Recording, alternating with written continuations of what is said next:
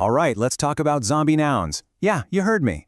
We're going to talk about how to kill the words that are, well, killing your writing. Think of this as your official survival guide. We're going zombie hunting today. So, let me ask you something. Is your writing undead? No, I'm serious. Does it ever feel kind of slow, a little heavy, maybe just lifeless? If you're nodding along right now, you might just have an infection on your hands. But hey, don't worry. We've totally got the cure.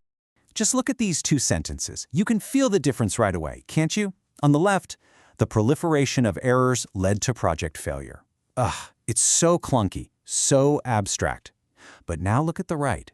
Too many errors caused the project to fail. See? That's direct. It's clear. It actually has a pulse. That first sentence, my friend, is infested with what we're calling a zombie noun. Okay, so what exactly are these creatures? Let's meet the zombie nouns. You know, it's always a good idea to know your enemy, right? So let's put a name to the monsters so we know what we're up against. All right, so the fancy official term for this is nominalization.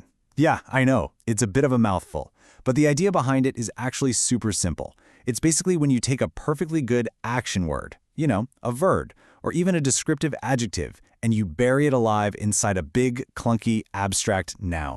So to put it in simpler terms, you're taking a word that can run and jump and do stuff, and you're turning it into this slow, heavy, life-sucking thing. You've literally zombified it, and that right there is why we call them zombie nouns. And like any good monster, they have telltale signs. You gotta know what to look for. Keep an eye out for these common endings. Tation, scission, ment, ants, you get the picture. If you see words like implementation or assessment or decision, well, those are your big red flags. Those are the zombie warning signs. Let's see this out in the wild. Look at the sentence on the left. The team's decision was for the implementation of the new rules. Yikes. We've got decision and implementation. That's two zombies in one sentence. You can almost feel it just, lumbering along, right?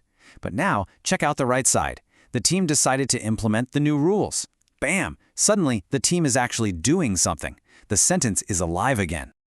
Okay, so you know the common endings to look for. But what are the other symptoms? How can you tell if a sentence is truly infected? Let's get into the telltale signs. Here's a huge clue. Zombie nouns rarely travel alone. They're like a pack. They bring their friends along with them.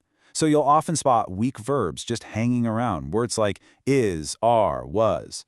And you'll see a whole swarm of prepositions, of, by, for, all clustering around the zombie noun. But honestly, the biggest symptom? The sentence just feels off. It feels passive, it feels wordy, and you just know it could be better. And this really just says it all, doesn't it? Active verbs give writing its lifeblood, zombie nouns suck it right out. I mean, that's the whole thing in a nutshell. Verbs are the engine, the lifeblood of your sentence. And these zombie nouns, they just come in and drain it completely dry. Okay, let's break down one more of these, just to be sure. A classic zombie sentence. There was an expectation of success from the investors. You see all the signs, right? There's that weak little verb, was. There's the preposition of. And of course, the big zombie itself, expectation. Now watch the cure. It's so simple and powerful. Investors expected to succeed. Just like that, the action is back where it belongs, in a strong, confident verb. Okay, enough diagnosis. We've gotten really good at spotting the zombies. Now for the fun part, it's time to learn how to cure this infection and literally reanimate your sentences. And here it is. This is your 4-step cure, your survival guide. And it's super straightforward. First, you find the zombie noun. Look for those tation or ment endings. Second, you uncover the hidden verb inside it. Ask yourself, what's the action word hiding in there? Third, you identify the true subject. Who or what is actually doing the action? And finally, step 4, you rewrite the whole thing with that active subject and that powerful verb. That's it. Now, theory is all well and good, but let's actually see this cure in action, right? Let's walk through an example together and apply these 4 steps to a classic, totally zombified sentence. All right, here we go. Look at this sentence. The intention of the committee is the finalization of the report. Oof. So step 1, find the zombies. Easy. We've got intention and finalization. Step 2, what are the hidden verbs? Well, intention is hiding intends, and finalization is hiding finalize. Step 3, Who's doing the work here? The committee. They're the ones intending and finalizing. So, step 4, let's rewrite it. The committee intends to finalize the report. Boom! Look at that. So much better. And just notice the result, will you? The sentence is shorter. It's clearer. It's way more direct. We took out all the fluff. But it's not just about cutting words. We transformed a passive, clumsy statement into something active and powerful. The meaning is now crystal clear.